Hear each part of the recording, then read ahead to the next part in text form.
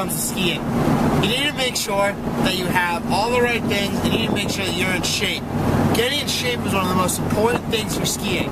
You need to make sure you have your cardio, you need to make sure that you have your muscles, you need your main cores, you need your legs. Then you're going to have your upper body and your abs. Some good workouts you like to do would probably be to get some running in, do a little bit of like cardio work, cardio exercises in the gym, some ab work, sit-ups, crunches, leg lifts. Many of those things would help in getting ready for the ski season, and they could really benefit you later on in the season when your legs are really starting to hurt and break down.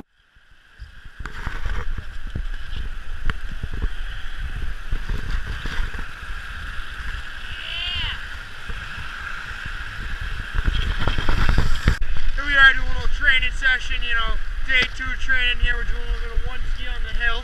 We're over here at Penny with 2 on the smaller slopes here. Gonna get that one ski going. We got Logan coming down here. You know, what we're doing here is what the one ski does is allows you to get great balance on your feet, because when you're going down the hill and you have 2 skis, it's hard balance.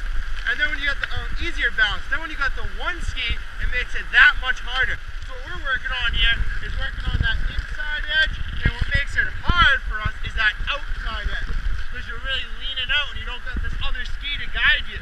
So it makes it that much harder without that other ski. There's some demonstrations of some proper ski techniques. This is a picture of me going on a slalom gate. As you can see, my legs both have the proper bend in the knees. I got my hands up going into that slalom gate, and I'm about to hit that gate right on my shins just like you want to. Picture of me going into a GS gate here. Gotta make sure you're putting that shoulder right into that gate and have your edge angles perfect. Here's another picture with the edge angles. Gotta have a proper, like probably, let's say like a shoulder's length apart, your skis, and that's about what that's at. And you want to go around and hit that gate down, because that's GS skiing. And then up at this picture that I already showed you, that's slalom skiing. Slalom skiing is when you have the one pole and you go around them, they're a lot closer together. And then GS skiing is where you have 2 poles and they're a lot farther spaced apart. When skiing, you need to make sure that you have the right gear. I right now have a jacket on. Right now it's about, I'd say, 20 degrees outside. It's a little cold. You can definitely get, on a day like today, hypothermia. As you can tell, I have no gloves on right now.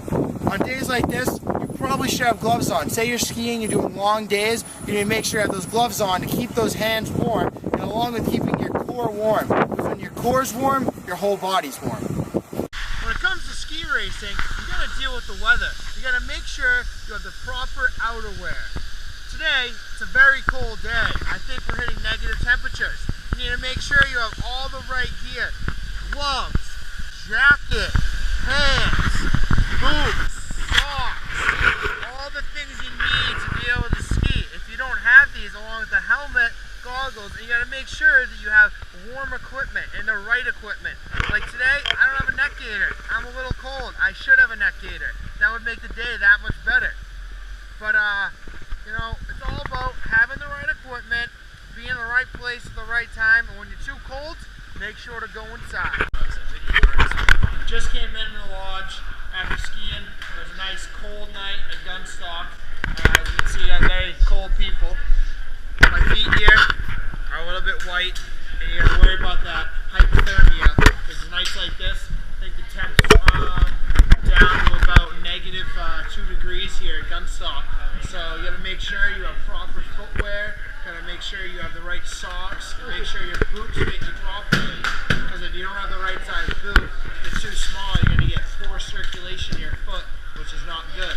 Like me, I wear sizes of boots that are a little too small for me because I'm a ski racer, and it helps for stability. So in that case, my feet are gonna be a little bit white. We're here with Brett Spalding. Alright, so, you know, I was on the mountain, shredding that gnar, you know, shredding the fresh pow. I went off this rail, right? Ate it, covered in ice, I didn't see it. Meds had to come up, bring me down. Took my skis off first, obviously. Oh my god. Sprained my elbow and broke my pinky in 2 different places. So what can you tell me what you did wrong that day that led you to that accident? You know, I was going for the 360, but only, you know, I kind of bailed, you know. Only did the 180, and then it just kind of split open like that, and I didn't want to, you know, fall in the middle, you know. So I went to my side, sprained my elbow, broken pinky 2 places. So would you say that safety is a big factor in skiing? Yeah, definitely. Definitely wear elbow pads maybe. If you have an elbow injury, or maybe a helmet to prevent concussion, mouth guard maybe. All right, well thank you for your time, Brett. You're welcome. With skiing, there's many different types of snow that you're going to ski on for conditions. Right here, when you ski on snow like this, that's called packed powder. We just recently got some fresh snow, so that snow is going to be packed. And then you can get snow over here like this. This is an ice chunk. When you have these pieces of ice chunks in the trail, they turn into things called death cookies. When you're going down the trail and you have many of these on the trail, and it's hard to grab an edge. So what you want to do is you make sure you make your turns, you kind of slip them out instead of digging them in. Because when you dig them in, you could fall, you can get hurt. So there's different types of conditions. Always check your local trail reports before you get out on the mountain. One elevation, 2,000 feet. I'm kind of out of breath right now. I think I'm getting altitude sickness. I think I need to go inside and have some water. We're here at Loom Mountain, so much higher than back home at Gunstock. The elevation is crazy. We got temperatures here in the negative degrees, good snow, great sun coming out. We got the buses behind me here. I think I'm going to go inside and grab some water. All right, I'm here with Matt Otto to demonstrate some stretches you want to do before you get out there skiing. All right, so here we go. We're going to pull up your right leg here. He's going to give me his right leg. From here, he's going to grab my left leg, and we're going to go like this and pull up. It's really stretching right here in your groin, get those legs going. The farther you pull up, the better. It's definitely going to be a good stretch. So we're going to go over here, we're going to switch. Go like this. He's going to grab my right leg. Always make sure you have proper position and make sure everything's going right, because if you fall over, it's not going to be good. So you're going to make sure you hold that, and that's the tip of the day right there.